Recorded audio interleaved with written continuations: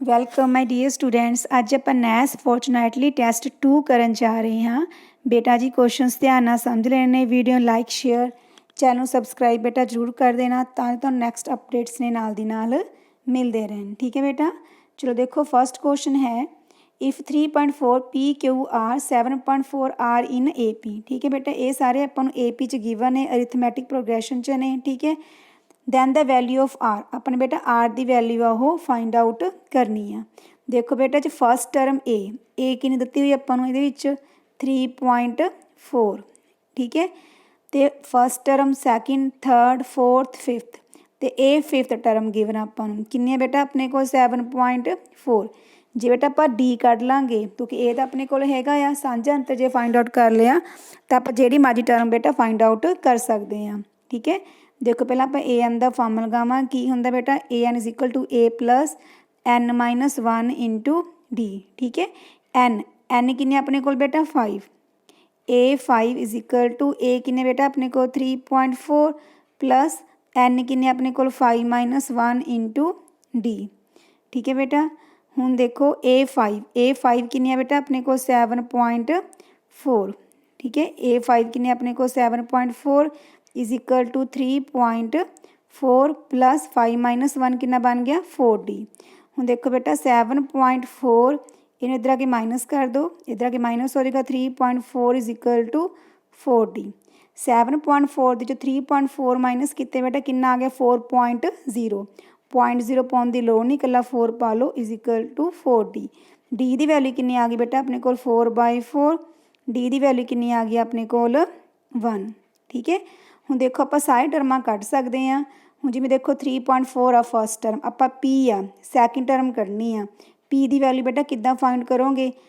First term ਕਿੰਨੀ ਆਪਣੇ ਕੋਲ 3.4, ਇਹਦੇ ਵਿੱਚ ਬੇਟਾ ਆਪਾਂ 1 ਐਡ ਕਰ ਦਾਂਗੇ, ਕਿੰਨਾ ਬਣ ਗਿਆ ਆਪਣੇ ਕੋਲ ਬੇਟਾ ਜੀ ਇਹ 4.4।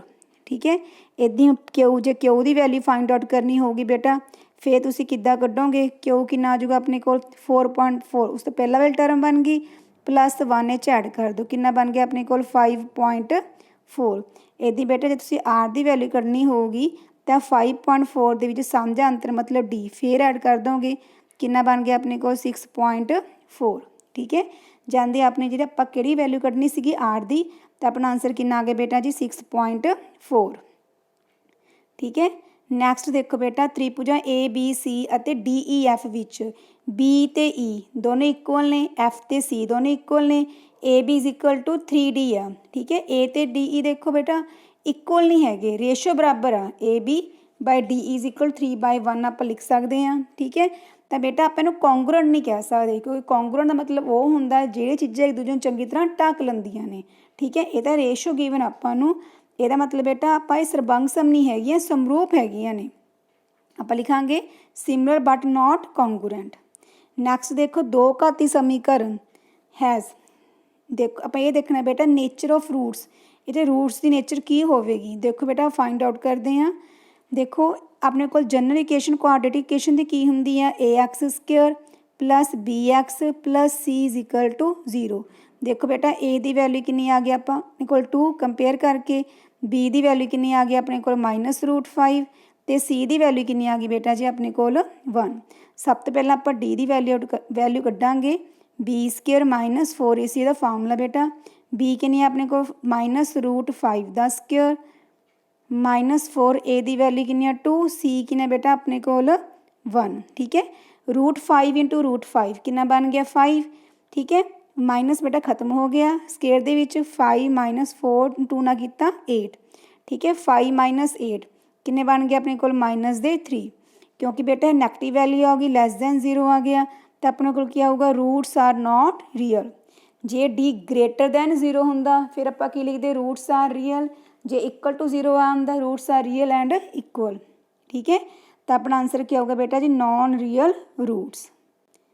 ਨੈਕਸਟ ਦੇਖੋ ਹੇਠਾਂ ਇਹਦੀ ਬਾਰੰਬਾਰਤਾ ਸਾਰਣੀ ਇੱਕ ਕਲਾਸ ਦੇ 36 ਵਿਦਿਆਰਥੀਆਂ ਦੀ ਉਚਾਈ ਦਰਸਾ ਰਹੀ ਹੈ, ਇਸ ਦੇ ਬਹੁਲਕ ਵਰਗ ਦਾ ਵਰਗ ਚਿੰਨ੍ਹ ਪਤਾ ਕਰੋ। Consider the following frequency distribution representing the heights of 36 students of a class, find the class mark of its model class। ठीक है, बहुलक वर्ग का बेटा अपने क्लास मार्क मतलब वर्ग चिन्ह आ वो फाइंड आउट करना है।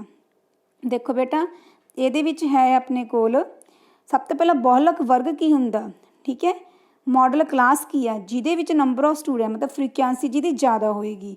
ਕਿਹਦੀ ਜ਼ਿਆਦਾ ਬੇਟਾ ਆਪਣੇ ਕੋਲ ਦੇਖੋ 10 ਜ਼ਿਆਦਾ ਆ, ਤਾਂ ਇਹਦਾ ਬੇਟਾ ਬਹੁਲਕ ਵਰਗ ਆ ਮੋਡਲ ਕਲਾਸ ਕਿੰਨੀ ਬਣ ਗਈ ਆਪਣੇ ਕੋਲ 160 ਤੋਂ ਲੈ ਕੇ 165, ਠੀਕ ਹੈ।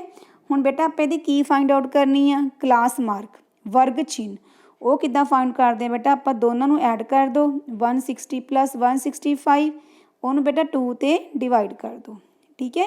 ਲੋਅਰ ਲਿਮਟ ਪਲੱਸ ਅਪਰ ਲਿਮਟ ਡਿਵਾਈਡਡ ਬਾਏ 2। ਹੁਣ ਦੇਖੋ ਦੋਨਾਂ ਨੂੰ ਐਡ ਅਪ ਕਰੋ, ਐਡ ਕਰਕੇ ਦੇਖੋ ਬੇਟਾ ਤੁਹਾਡਾ ਕਿੰਨਾ ਬਣ ਗਿਆ, ਇਹ ਬਣ ਗਿਆ 5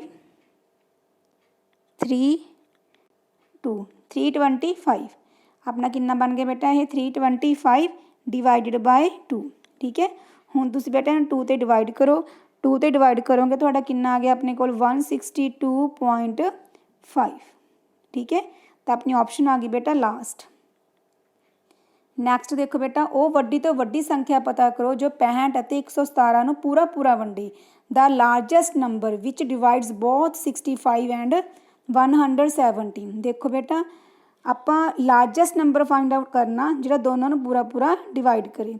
ਜਦੋਂ ਆਪਾਂ ਲਾਰਜੈਸਟ ਨੰਬਰ ਫਾਈਂਡ ਆਊਟ ਕਰਨਾ ਹੋਵੇ ਤਾਂ ਆਪਾਂ ਕੀ ਫਾਈਂਡ ਆਊਟ ਕਰਦੇ ਹਾਂ ਬੇਟਾ HCF, ਠੀਕ ਹੈ। ਹੁਣ ਦੇਖੋ ਪਹਿਲਾਂ 65 ਦੇ ਫੈਕਟਰ ਬਣਾਓ ਅਤੇ 117 ਦੇ ਫੈਕਟਰ ਬਣਾਓ, ਠੀਕ ਹੈ। ਮੈਂ ਪ੍ਰਾਈਮ ਫੈਕਟਰਾਈਜੇਸ਼ਨ ਨਾਲ ਕਰਦੀ ਹਾਂ। 5 ਤੇ ਗਿਆ 13 13 1 13 ਇਹਦੀ 170 ਦੇ ਫੈਕਟਰ ਬਣਾਓ ਬੇਟਾ 117 ਵੀ ਚਲਾ ਜਾਏਗਾ ਬੇਟਾ 3 ਤੇ ਵੀ ਚਲਾ ਜਾਏਗਾ, ਕਿੰਨਾ ਆ ਗਿਆ 39। ਫਿਰ ਇਹ 3 ਤੇ ਡਿਵਾਈਡ ਕਰਕੇ ਕਿੰਨਾ ਆ ਗਿਆ 13 13 1 13, ਠੀਕ ਹੈ ਬੇਟਾ। ਹੁਣ ਦੇਖੋ ਆਪਣੇ ਕੋਲ ਫੈਕਟਰ ਬਣ ਗਏ 65 ਦੇ ਫੈਕਟਰ ਕੀ ਬਣ ਗਿਆ ਆਪਣੇ ਕੋਲ 5 × 13 170 ਦੇ ਪ੍ਰਾਈਮ ਫੈਕਟਰ ਕੀ ਬਣ ਗਏ 3 × 3 × 13। ਹੁਣ ਦੇਖੋ ਕਾਮਨ ਵੈਲਿਊ ਕੀ ਹੈ ਦੋਨਾਂ ਦੇ ਵਿੱਚ ਬੇਟਾ ਜੀ 13। ਇਹਦਾ ਮਤਲਬ ਆਪਣੇ ਕੋਲ ਜਿਹੜਾ HCF ਆ ਉਹ ਕਿੰਨਾ ਆ ਗਿਆ 13। ਹੁਣ ਲਾਰਜੈਸਟ ਨੰਬਰ ਕਿੰਨਾ ਆ ਗਿਆ ਬੇਟਾ ਜੀ ਆਪਣੇ ਕੋਲ 13, ਠੀਕ ਹੈ। ਨੈਕਸਟ ਦੇਖੋ ਬੇਟਾ father asked his son to save petrol by switching off the car engine while standing on the red light, ਠੀਕ ਹੈ। ਦਿਸ ਇਜ਼ ਬਿਕਾਜ਼ ਇਹਦਾ ਕਾਰਨ ਕੀ ਆ, ਲਾਲ ਬੱਤੀ 'ਤੇ ਰੁਕਣ 'ਤੇ ਪਿਤਾ ਨੇ ਪੁੱਤਰ ਨੂੰ ਕਾਰ ਦਾ ਇੰਜਨ ਬੰਦ ਕਰਨ ਲਈ ਕਿਹਾ। ਕਿਉਂ ਕਿਹਾ, ਇਹਦਾ ਰੀਜ਼ਨ ਕੀ ਆ, ਇਹਦਾ ਰੀਜ਼ਨ ਬੇਟਾ ਇਹ ਆ petrol is non renewable source of energy, ਕਿਉਂਕਿ ਨਾ ਨਵਿਆਉਣਯੋਗ ਊਰਜਾ ਦਾ ਇੱਕ ਸੋਮਾ ਆ, ਠੀਕ ਹੈ ਬੇਟਾ। ਅੱਗੇ ਵਿੱਚ ਉਹਦਾ following is a component of biogas. Biogas ਦਾ ਕਿਹੜਾ ਕੰਪੋਨੈਂਟ ਇਹਦੇ ਵਿੱਚ, ਮਿਥੇਨ, ਠੀਕ ਹੈ। ਅੱਗੇ ਹੈ focal length of plane mirror ਦੀ ਬੇਟਾ ਫੋਕਲ ਲੈਂਥ ਫੋਕਸ ਦੂਰੀ ਕਿੰਨੀ ਹੁੰਦੀ ਆ, infinite. The image shows the path of incident rays to a concave mirror where would the refracted rays meet for the image formation to take place, ਠੀਕ ਹੈ। ਦੇਖੋ ਬੇਟਾ ਅਵਤਲ ਦਰਪਣ ਦੀ ਆਪਾਤੀ ਕਿਰਨ, ਠੀਕ ਹੈ, ਇੰਸੀਡੈਂਟ ਰੇ ਆ ਉਹਦੇ ਪੱਥ ਨੂੰ ਦਰਸਾਇਆ ਗਿਆ ਆ। ਪਰਾਵਰਤਨ ਕਿਰਨਾਂ ਕਿੱਥੇ ਮਿਲਣਗੀਆਂ ਤਾਂ ਜੋ ਪ੍ਰਤੀਬਿੰਬ ਬਣ ਸਕੇ। ਦੇਖੋ ਬੇਟਾ ਪਰਾਵਰਤਿਤ ਹੋਣ ਤੋਂ ਬਾਅਦ ਇਹ ਕਿਰਨਾਂ ਕਿੱਥੇ ਮਿਲਦੀਆਂ ਨੇ, ਮੈਂ ਤੁਹਾਨੂੰ ਇਮੇਜ ਡਰਾ ਕਰਕੇ ਦਿਖਾਉਂਦੀ ਹਾਂ। ਦੇਖੋ ਬੇਟਾ ਜਿਹੜੀ ਲਾਈਨ ਪੈਰਲਲ ਜਾਂਦੀ ਆ, ਠੀਕ ਹੈ, ਇਸ ਐਕਸਿਸ ਦੇ ਪੈਰਲਲ ਜਾਂਦੀ ਜਿਹੜੀ ਲਾਈਨ ਉਹ ਬੇਟਾ ਹਮੇਸ਼ਾ ਫੋਕਸ 'ਚੋਂ ਲੰਘਦੀ ਆ, ਠੀਕ ਹੈ। ਇਹ ਲਾਈਨ ਬੇਟਾ ਫੋਕਸ 'ਚੋਂ ਨਿਕਲੇਗੀ F 'ਚੋਂ। ਜਿਹੜੀ ਲਾਈਨ F 'ਚੋਂ ਲੰਘੀ ਆ, ਠੀਕ ਹੈ, ਦੇਖੋ ਸੈਕਿੰਡ ਲਾਈਨ F 'ਚੋਂ ਲੰਘ ਰਹੀ ਹੈ ਫੋਕਸ 'ਚੋਂ, ਉਹ ਬੇਟਾ ਮੁੱਖ ਧੁਰੇ ਦੇ ਐਕਸਿਸ ਦੇ ਕੀ ਜਾਂਦੀ ਹੁੰਦੀ ਆ, ਪੈਰਲਲ, ਠੀਕ ਹੈ। ਇਹ ਰੇ ਬੇਟਾ ਇਹਦੇ ਕੀ ਜਾਊਗੀ, ਪੈਰਲਲ। ਹੁਣ ਦੇਖੋ ਦੋਨੋਂ ਰੇਜ਼ ਨੇ ਕਿੱਥੇ ਕੱਟ ਰਹੀਆਂ ਨੇ, C ਅਤੇ F ਦੇ ਵਿਚਕਾਰ, ਤਾਂ ਪ੍ਰਤੀਬਿੰਬ ਕਿੱਥੇ ਬਣੂਗਾ, C ਅਤੇ F ਦੇ ਵਿਚਕਾਰ, ਠੀਕ ਹੈ। ਦੇਖੋ ਆਪਣੇ ਕੋਲ ਆਂਸਰ ਆ ਗਿਆ ਇਹਦਾ ਬੇਟਾ between C and F। Next ਹੈ teacher gave solar cooker to Sunil to heat up his food, ਠੀਕ ਹੈ। ਟੀਚਰ ਨੇ ਅਧਿਆਪਕ ਨੇ ਸੁਨੀਲ ਨੂੰ ਖਾਣਾ ਗਰਮ ਕਰਨ ਲਈ ਸੂਰਜੀ ਕੁੱਕਰ ਦਿੱਤਾ। Sunil was surprise to see that heat gets trapped inside the solar cooker. Sunil ਨੂੰ ਇਹ ਦੇਖ ਕੇ ਬਹੁਤ ਹੈਰਾਨੀ ਹੋਈ ਵੀ ਤਾਪ ਊਰਜਾ ਸੂਰਜੀ ਕੁੱਕਰ ਵਿੱਚ ਅੰਦਰ ਹੀ ਰੁਕ ਜਾਂਦੀ ਹੈ। Which of the following is normally used in solar cooker for trapping solar energy. ਇਹਨਾਂ ਵਿੱਚੋਂ ਮਤਲਬ ਕਿ ਰੋਕਣ ਦੀ ਲਈ ਕਿਹੜੀ ਚੀਜ਼ ਯੂਜ਼ ਕੀਤੀ ਜਾਂਦੀ ਆ, silicon cell, solar panel, glass sheets, all of above. ਕੀ ਯੂਜ਼ ਕੀਤਾ ਜਾਂਦਾ ਬੇਟਾ ਜੀ, ਸਿਲੀਕॉन ਗਲਾਸ ਸ਼ੀਟਸ, ਠੀਕ ਹੈ, ਕੱਚ ਦੀ ਸ਼ੀਟ। ਨੈਕਸਟ ਹੈ ਆਪਣੇ ਕੋਲ ਨਕਸ਼ੇ ਵਿੱਚ ਛਾਇੇਦਾਰ ਖੇਤਰ ਵਿੱਚ ਕਿਸ ਕਿਸਮ ਦੀ ਬਨਸਪਤੀ ਮਿਲਦੀ ਹੈ। What type of vegetation is found in the shaded area of the map किहड़ी मिलती है बेटा जी इत्थे पर्वती बनस्पति, ठीक है, माउंटेनियस वैजीटेरियन।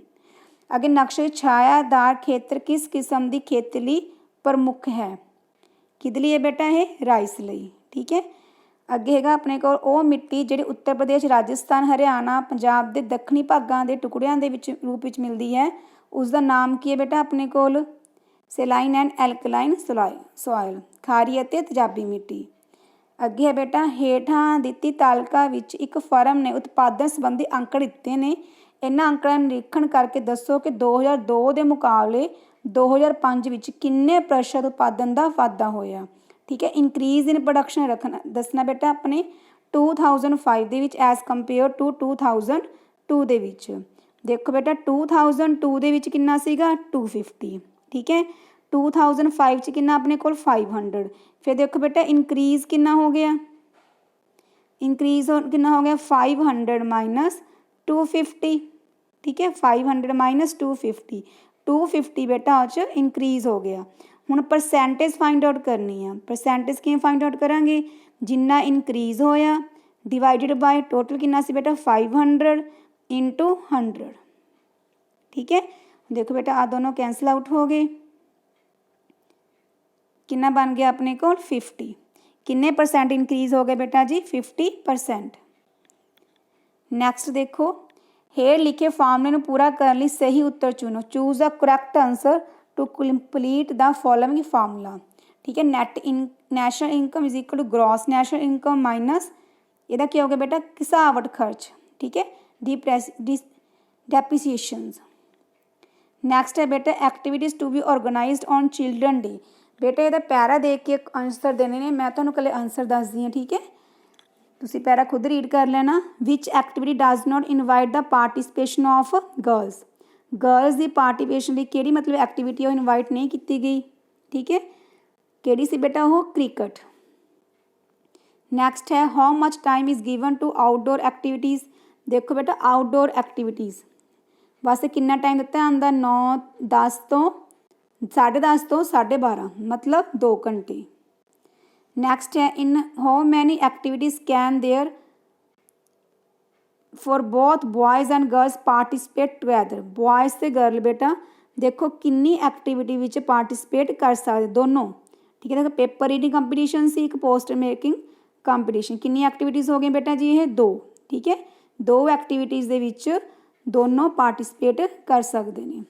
अगे who will be the guest of honour on children day, देखो चिल्ड्रन डे ते कौन गैसट ऑफ ऑनर सी एक्स आर्मी ऑफिसर, ठीक है, ਇਹਦਾ आंसर हो बेटा एन एक्स आर्मी ऑफिशियल। अगे है अपने कोल विच 2 activities will be conducted in school auditorium, देखो बेटा स्कूल ऑडिटोरियम दे विच केड़ी एक्टिविटी की गई सी सिंगिंग कंपीटीशन, ठीक है, केड़ी एक्टिविटीज़ बेटा जी अपने कोल singing competition and prize distribution,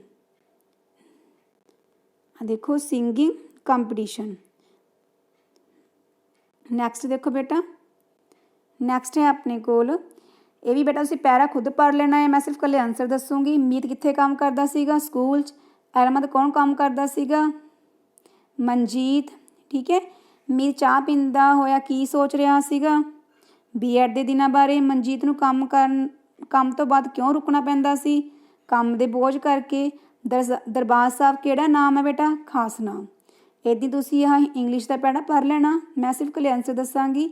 डल झील स्थानीय लोगों के लिए जीवन रेखा किस प्रकार है, ठीक है, क्योंकि ये बहुत से लोगों को रोजगार देती है। कौन से वर्ष में डल झील का क्षेत्रफल सबसे अधिक था, ठीक है, कौन से वर्ष में बेटा जी सन 1200 में। नेक्स्ट है अपने कोल धरती का स्वर्ग श्रीनगर का अस्तित्व डल झील मर गई है रही है, इस तथ्य से आप क्या समझते हैं। डल झील का क्षेत्रफल कम हो रहा है, ठीक है, ये बेटा आंसर आएगा। ग्लोबल वार्मिंग का क्या अर्थ है, ग्लोबल वार्मिंग क्या अर्थ है पृथ्वी के तापमान का बढ़ना। यदि आप एक प्राकृतिक प्रेमी हैं तो डल झील जैसी प्राकृतिक संपदाओं को बचाने के लिए आप क्या करोगे बेटा, सभी उपरोक्त सभी, ठीक है। थैंक्स बेटा फॉर वाचिंग दिस वीडियो।